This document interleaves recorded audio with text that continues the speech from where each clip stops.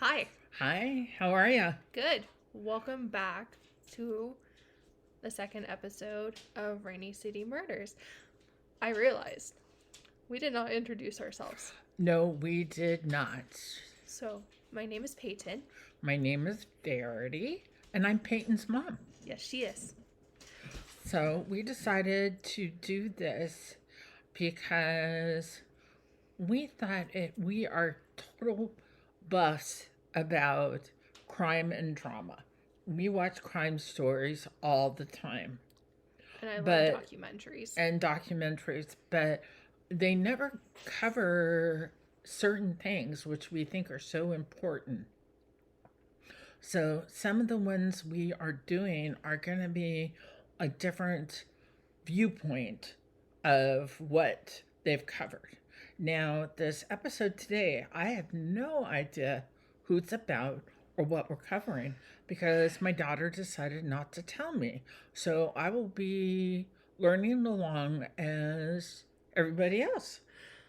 Okay. So, I know I said last week that we were going to do a case that involved Ted Bundy. We will. I'm pushing it back though. Okay. Because this case happened started in 1978, and the person was caught in 1981. So it has actually recently come back into the news, and it is different because it is not a murder. It is about a serial rapist. So this was brought back into the media. So we're filming this September 9th. This case came back into the media on September 5th, last Friday. Oh. So I kind of jumped on it because there's some things around this case that is interesting, and I actually learned something that I did not know. There is a question of kind of some legalities around it. Also, I was very curious about what you would think, and I think you'll know why once I Okay. explain it. Do you know who Kevin Coe is?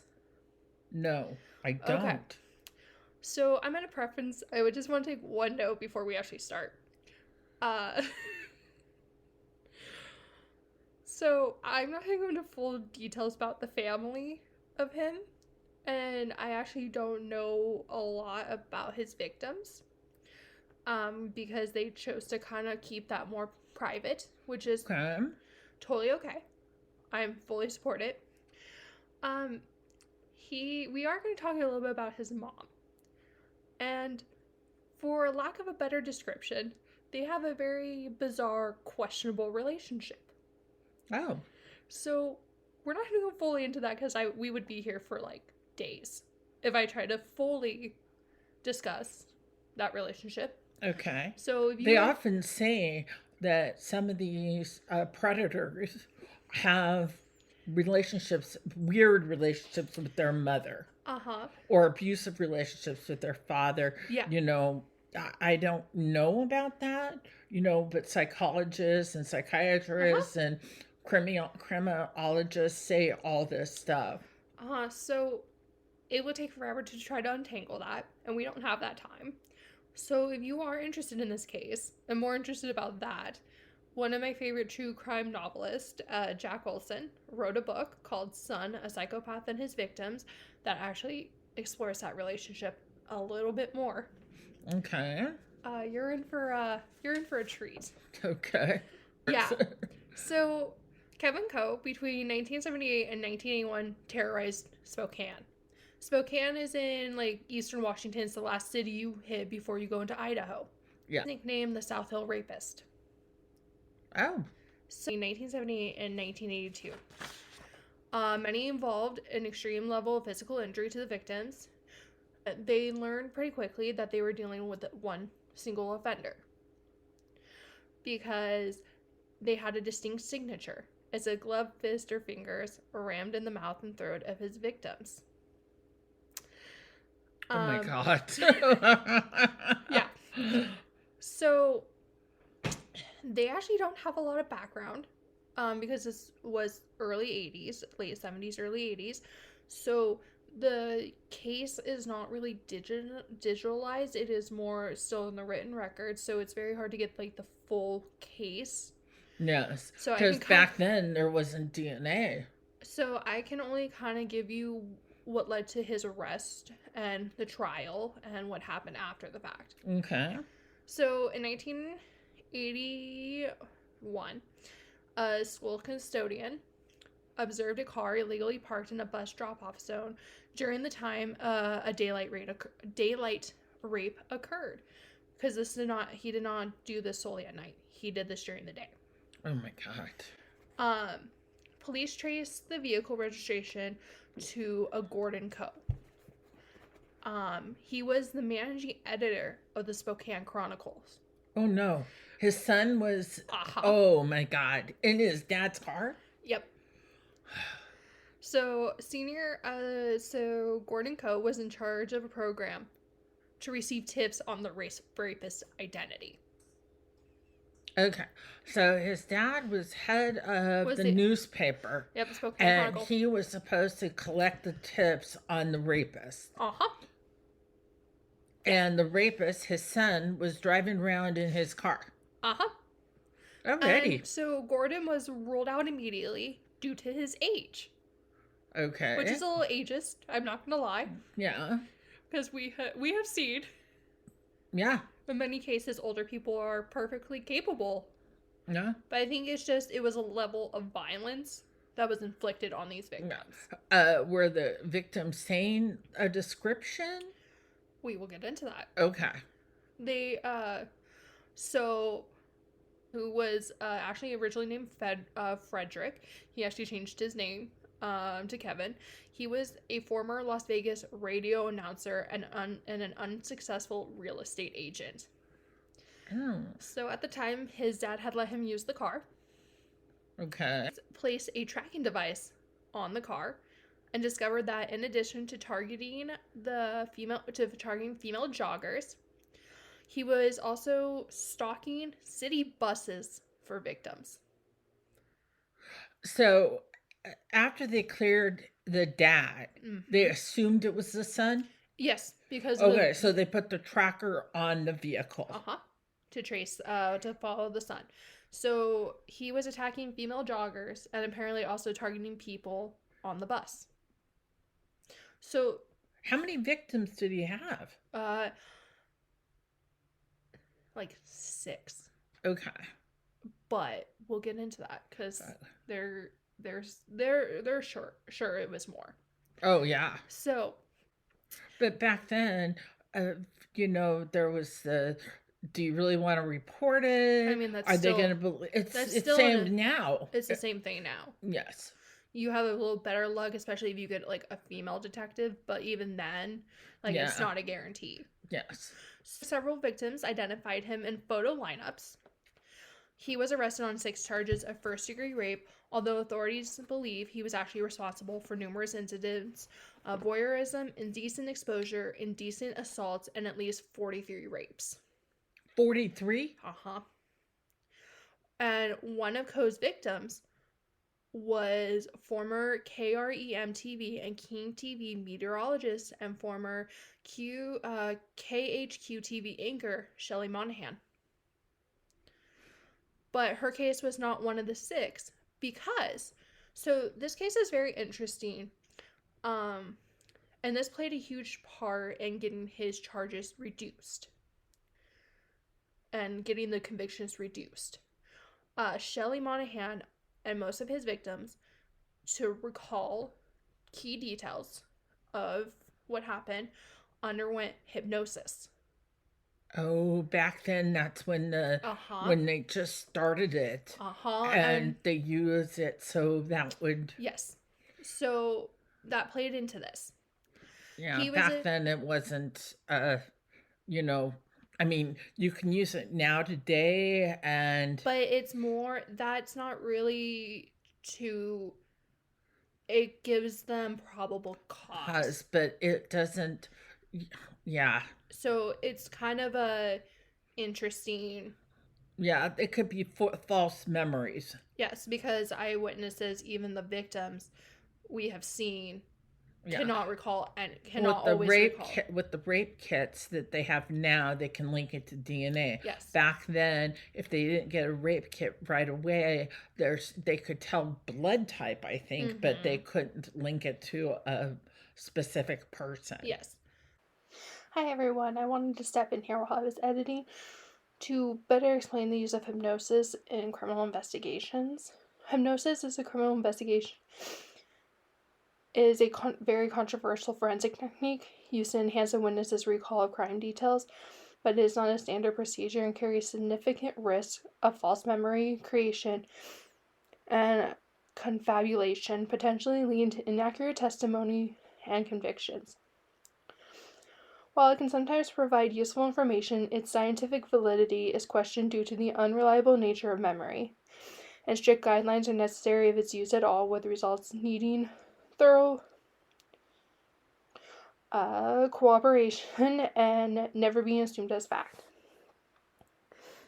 The primary goal of forensic hypnosis is to help witnesses recall details of a crime or event that they cannot remember in their normal waking state. It can also be used to generate leads for investigators, such as helping a witness recall details about a perpetrator's appearance or the location of evidence. But there is significant risks and drawbacks using this. It's similar to how they use polygraph tests, but that offers a huge likeliness of a case being tossed out. The most significant danger is that hypnosis can induce false memories where the subject believes they are recalling accurate information when they are actually creating or distorting those memories. It goes into the whole issue that hypnosis, when they are in a hypnotic state, are more susceptible. And any information that's given to them as they're trying to recall it can be used to can be unintentionally usually incorporated into their recall, and they can actually make them more confident about their testimony even if the memories are unreliable or fabricated.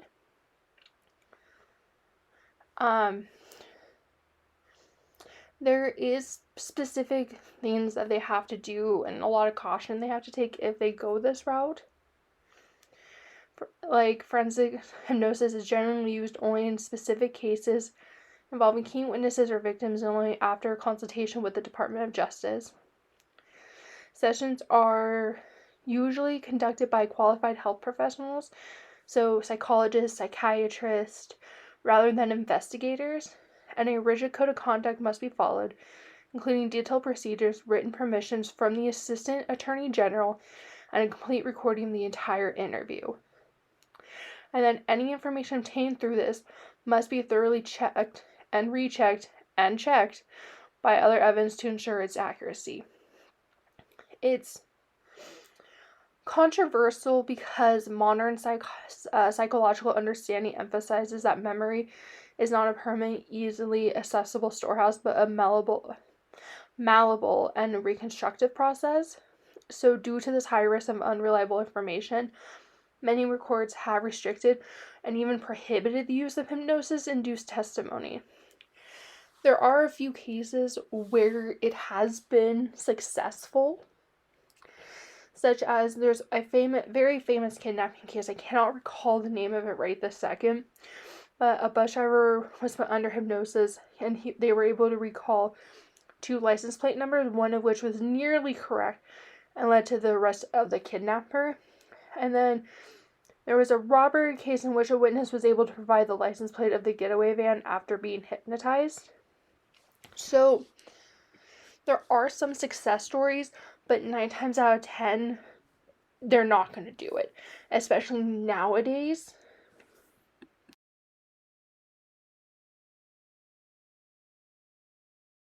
He was originally put on trial in 1981, and he was convicted on 4 of the 6 charges. Okay.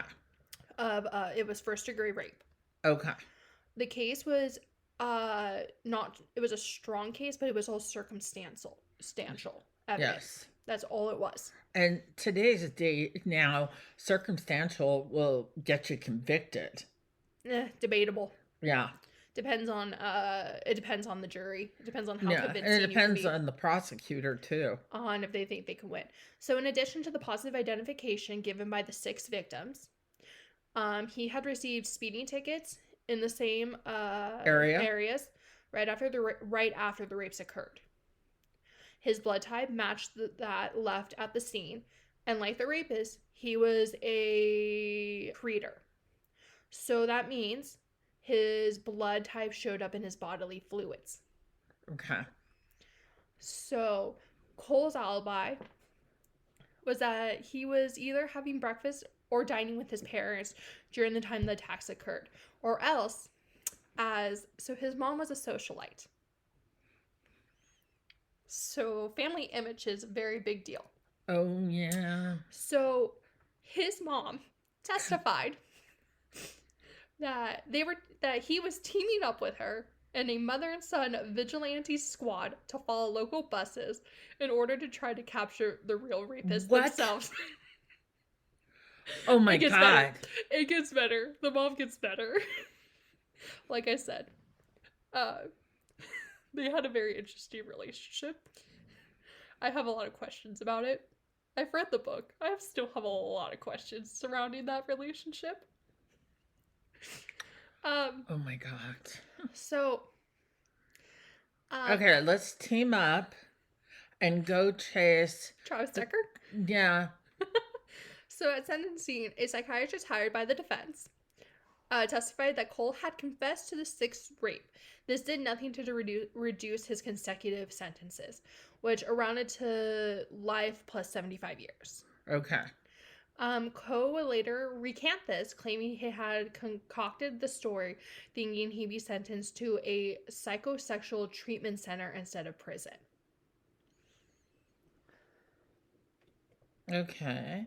But was he deemed to be able to stand trial? So he wasn't mentally so he went on a jury trial. Okay. So in June 1984, so he went on trial in 1981. So this is 3 years later of a life sentence plus 75 years. Okay. So that is what he's currently serving. Okay. So cut to June 1984, 3 years after his trial, Washington State Supreme Court tossed out all of his convictions. Why? Because many of the victims had been hypnotized before formally identifying him. So not only were they doing it to recall details of the attacker, they were doing hypnosis to identify prior to him being identified. It would be kind of like looking in the paper, seeing him being arrested and go, oh, that's him. Yes. Okay. So it was to get key details, but they did it when they were interviewing them, and then they did it again right before he was identified. Okay. Which is kind of a big no-no. So he was released on bail for a year before the new proceeding, where he was retried on the 4 counts. So they dropped the 2. Yes, because they couldn't get conviction on him. For which he had been convicted, and was convicted again on 3 of them. And he was sentenced to life plus 55 years. Even longer. No, he was at 75 years. So they reduced it by 20 years. His appeal of the new convictions also made it all the way to Washington Supreme Court, which in 1985 overturned 2 and upheld 1, where his accuser clearly saw his face during the attack, so there had been no need to hypnotize her. Okay. Wow. And so how much time did he get then?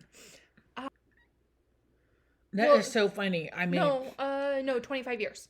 Okay, because, I mean, life for rape, which I think they should get, you know, they have attempted murderers. They have murderers that get less time. Mm-hmm. So, 3 months after her son was convicted, Ruth Coe...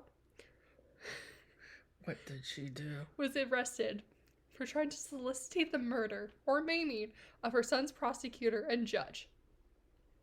Oh my God. Are you kidding me? She was convicted the next year and served several months in jail. Only several Only months months for trying to solicit murder or maiming. of the judge and the prosecutor. Months. Months.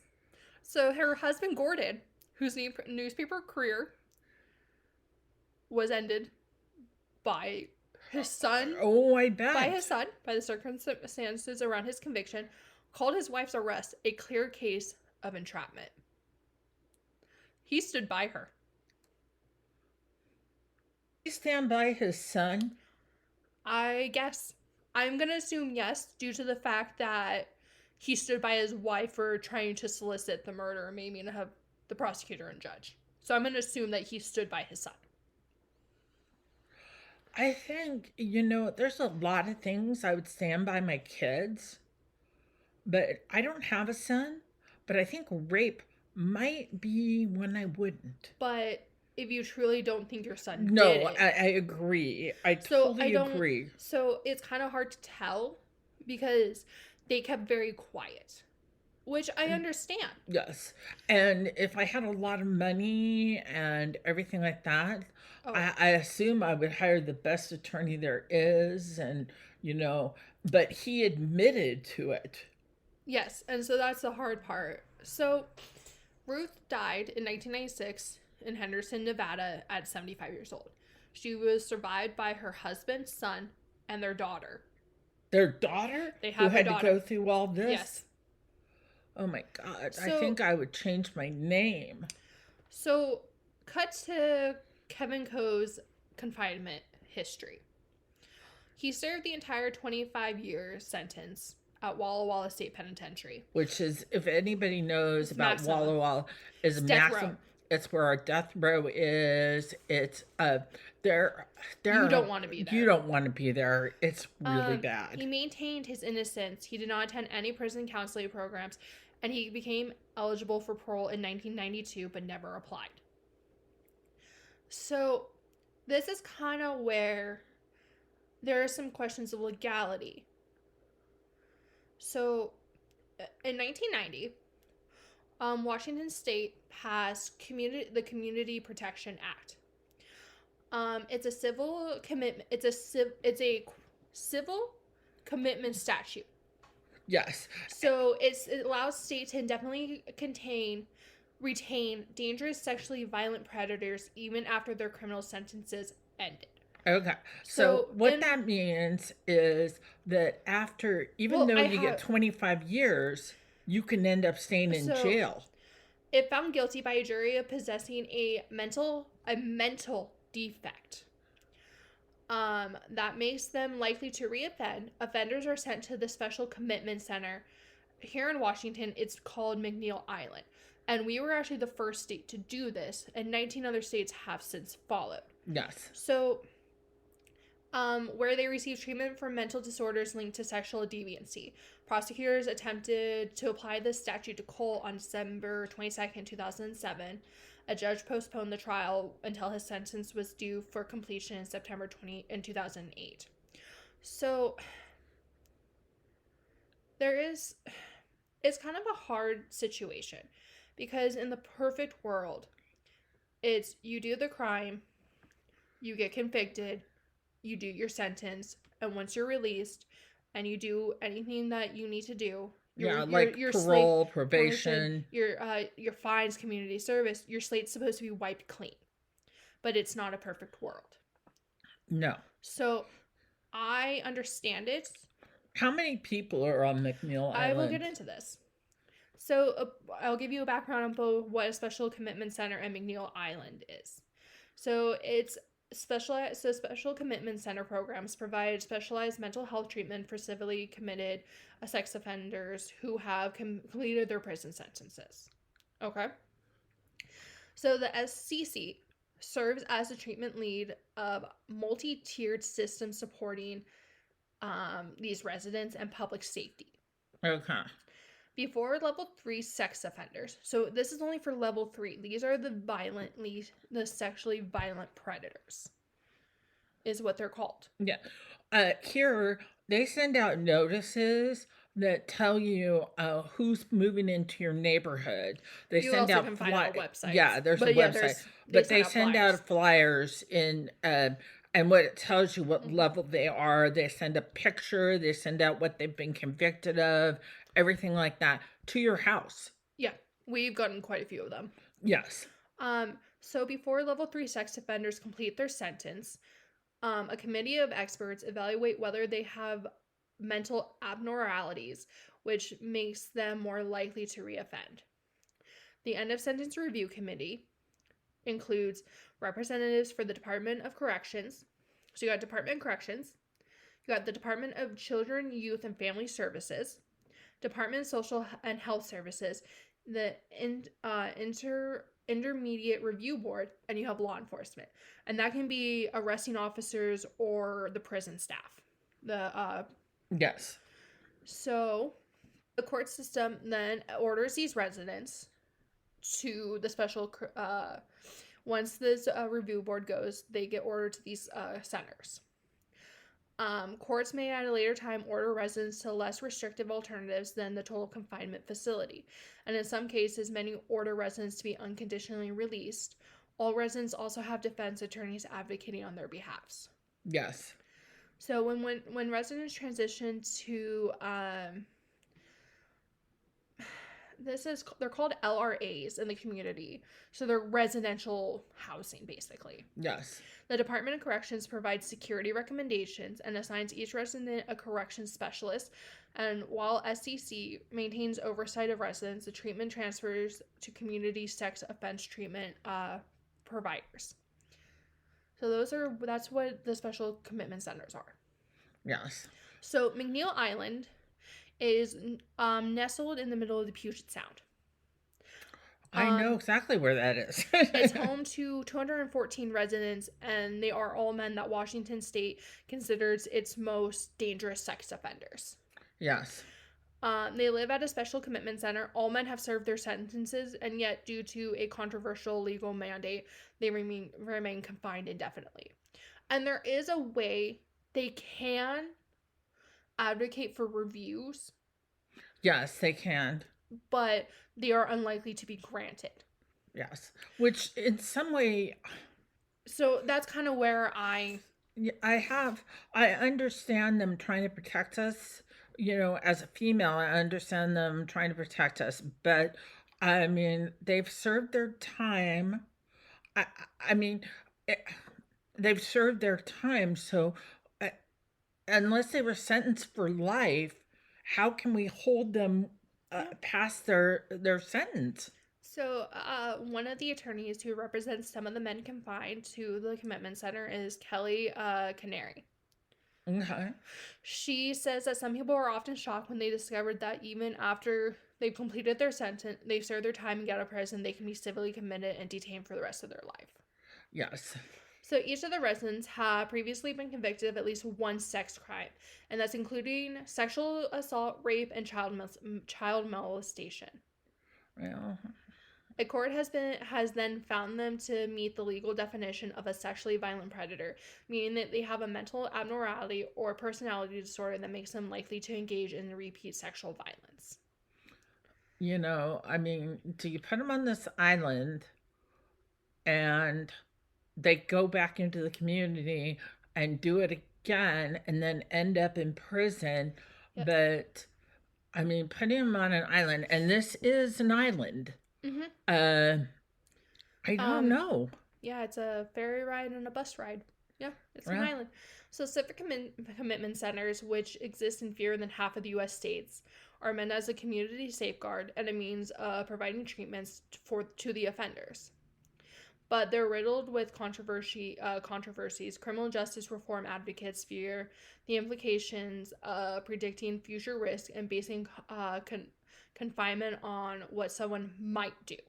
Yeah, that's the key word, is what they might do. And there's only just over 200 people there. 214. Yeah, and they're all men.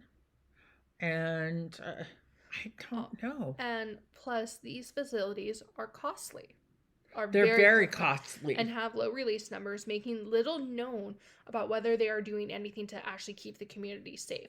So, Yeah, I mean, do they force them to go to? I mean, if you're no, talking about them, no. So they're not forced to do the treatments. And that comes into play. well, yeah, I mean, if you don't think you're going to get out, why would you go to treatment? Hmm. I mean, if there was something done in the where they said, "Oh, I you could get out in 3 years if you do this, this, and And this." can actually show it.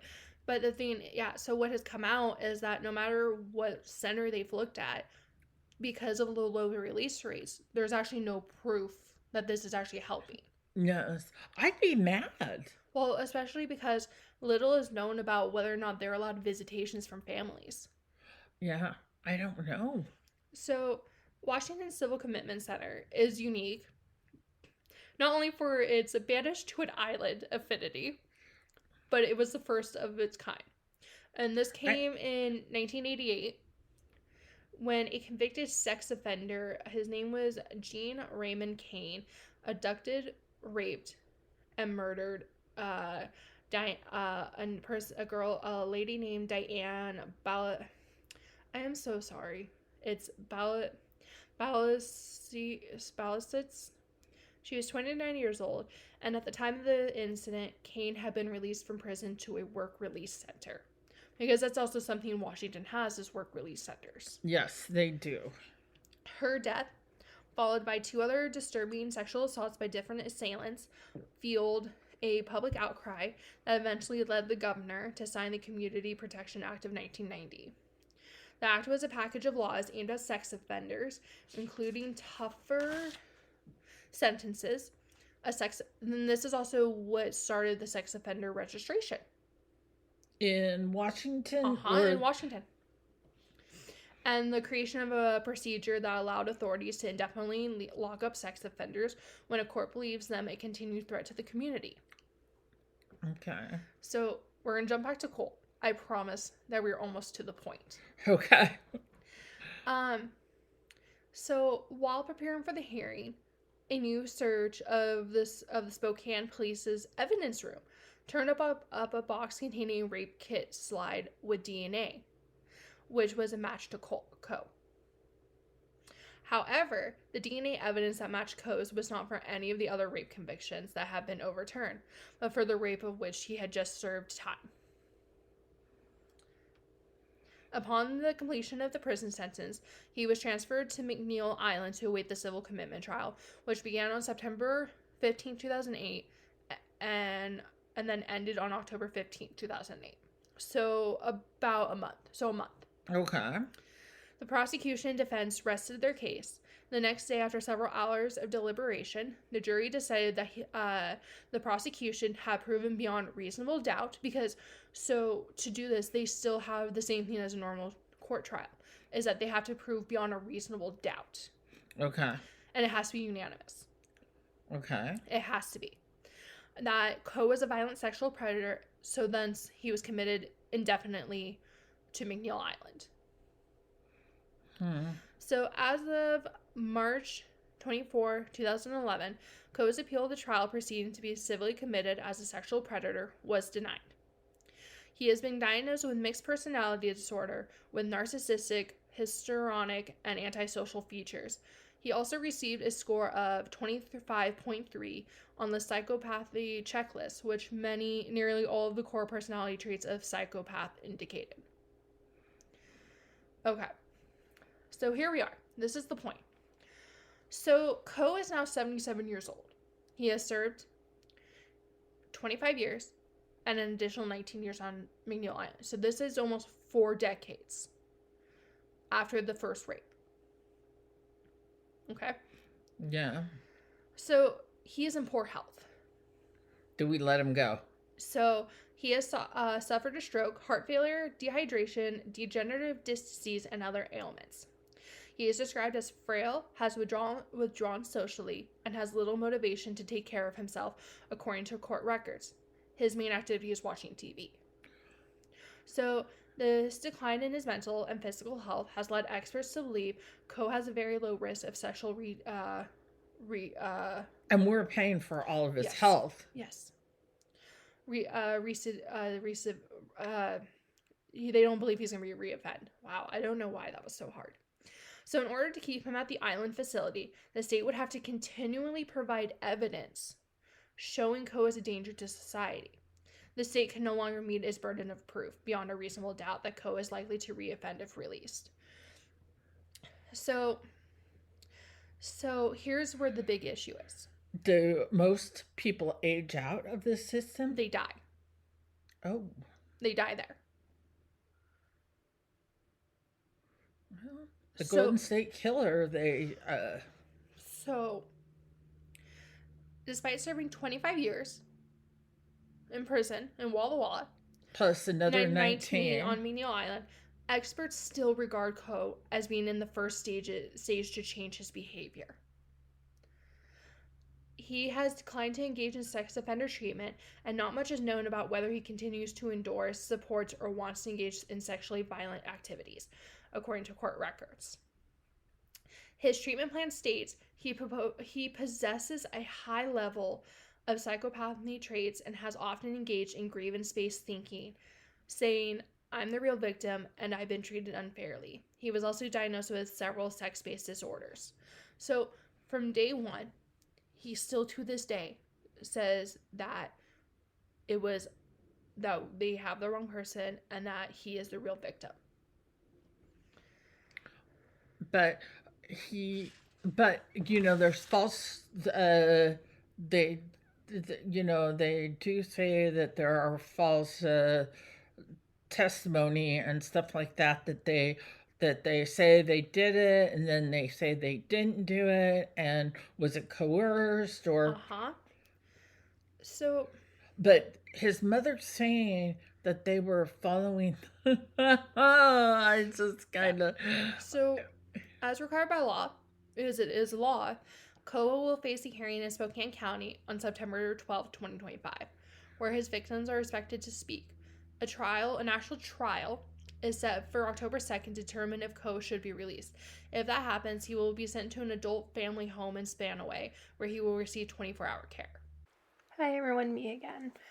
So, as I'm editing this on Sunday, September 14th, they've held the trial, but they've held the hearing, but there has not been any releases on what was said, what has been thought. So the next step is to go to the trial in October. So hopefully by then we will know what has come out of this. So we still have to foot the bill. Yes. Because I'm assuming his parents are not alive anymore. Well, his mom is. I don't know about his dad. I'm assuming his dad isn't. Yeah. And I'm assuming his sister probably wants nothing to do with him. Well, we're assuming. We're assuming a lot. Kind of have to. Yeah. So state lawmakers were notified of Coe's potential release via email from an official at the State Department of Social and Health Services. The email noted that Coe was scheduled for an unconditional release hearing on October 2nd. According to the email, it is highly likely the civil commitment case against Coe will be dismissed and that he would be released to the family home as soon as within 24 hours of the hearing. Well, it's kind of scary that he'd be going to a family home, that may be male and female, and that would be kind of scary. I wouldn't want my grandma or my aunt or anybody like that in the same home as him. Or he may be going to a home that specializes in for prisoners, or something like that. Yeah. But so everyone, of course, is shocked and unhappy about this decision. Yes. So especially the victims. Yes. Actually, I give props to the state. So State Senator Mark Schultzler, who is a Republican from Ritzville, said he plans to introduce or co-sponsor legislation next session to prevent or at least make it harder for DSHS or other agencies to release people guilty of such heinous crimes. So he says that Kevin Coe is one of the most dangerous and infamous criminals in our state's history. He was suspected of raping many women and girls as young as 14 before being arrested in 1981 and ultimately found guilty of first-degree rape. It's unbelievable that the state would even consider releasing him. Yeah. And how many did you say it was? So he was ultimately convicted of 3, but they believe it was 43 rapes. 43. Plus voyeurism, indecent exposure, and indecent assault. That's crazy. So this case interests me because of McNeil Island, because I kind of Yeah. forgot about it. Yeah. And it's kind of the legality of commitment centers after prisoners have served their sentences. Yes. Because as I said, in a perfect world, the whole point is when you commit a crime, you receive the punishment, you serve that punishment, and then you're released. At least that's what it's supposed to be. Yeah. I mean, And then they put you in, but then and so from what I'm understanding, is that they have an attorney defending them, but they're not there speaking on their own yeah. behalf. Yeah. I, I, this is like such a tough question. But it is why I bring it, because it was announced Friday, so that was September 5th, that this was happening. Yeah. And how they all found out was they were all notified in an email. And then the victims and their families were notified after that. So I don't know. If I was a victim, I don't know. 19 years after his prison sentence, though. under 25 years. Yeah. I don't know. I just truly do not know. It's such a hard. Yeah. It's really hard because I want to see the aftermath. Like, I want to know if this is actually like helping. Yes. And I can't imagine how much it costs to keep them on that island. But then it's going to be how much we have to pay in care to be in one of those private And Washington residents pay a lot. yeah, it's very expensive here. It's very, very expensive. Um those private homes or the adult homes are very expensive. The cost of living in Washington is very expensive. I just don't know how much it costs to. I know that keeping people in jail here is very expensive. Um, people, it's. Oh, I'm sorry. Mignon Island's population is actually 129 residents now. Oh, okay. In addition to the residents, apparently there are over 300 staff members. What? Including doctors and psychologists who work on the island. 129, and there's 300 staff members? Mm-hmm. So apparently the island was formerly a prison. Yes, that I knew. In the year 2000, they actually reached 1,516 residents. Yeah, and then they closed it down. It was decommissioned in 1998. Crazy. That's absolutely crazy. 300 people for 129. That's nuts. Most prisons have half that for a huge population. Mm-hmm. But I don't know. I don't work there, so he's looking up the facts right now so we don't tell you the wrong thing. So apparently, so it used to be called McNeil Island Correction Center, and when it closed in 2011, they saved $14 million. And it is actually the only detention center for it is the only remaining island prison, because it is a prison. Yeah, it's kind of like Alcatraz, but it is the only one prison in the country to be accessible only by air and sea. Yes, you have to take a ferry out there. Mm-hmm. Oh no, a secured boat. Oh, I thought it was nope. So it's a secured boat, and the only way to leave the island is by judge's permission. Oh. Well, the families aren't going out there to visit. I don't know. That would be interesting to find out if the families visit there. Apparently, Charles Manson's been to this prison. I believe it. Mm-hmm. So, I don't know. So, check out McNeil Island. Mm-hmm. So, apparently, sorry, I'm looking it up. So, there's no information on how much it actually costs to house in there. That's actually hidden. I cannot find it, which is kind of unusual. And that's kind of scary. That's actually unusual because Washington's very... Yeah, they're usually transparent. Okay, so it took me a while and a lot of digging, and there is actually no recent numbers. The last time that they were transparent about the cost of McNeil Island was in 2018. And according to them, the cost per resident in 2018 was $185,000 and it was $185,136. And that was for the population of 214. So a 2011 Office of Financial Management report noted that the island location added significant costs, particularly for marine services, which made up about 1/3 of the total cost in 2012. And that with the populations, as the population fluctuates, with the 2018 figure of 214 residents being the most recently cited population for civil commitment at that time, the current cost may differ due to changes in operation and inflation. So apparently the most famous inmates on this was Robert Stroud, the Birdman of Alcatraz. Yeah, I believe it. Who was held there from 1909 to 1912. Charles Manson was an inmate from 1961 to 66 before inspiring Helter Skelter with killing Sharon Tate, because that occurred in 1969.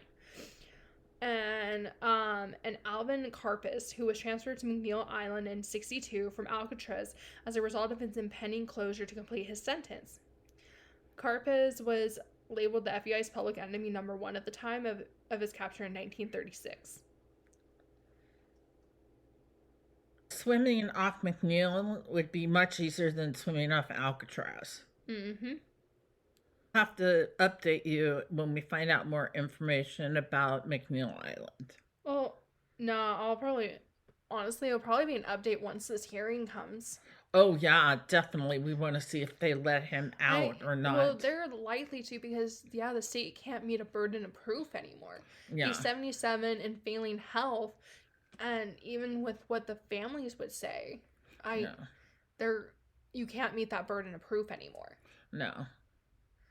But this is why I bring it up, is because this is a very interesting concept, and it's there's a lot of legality questions around it, but it's also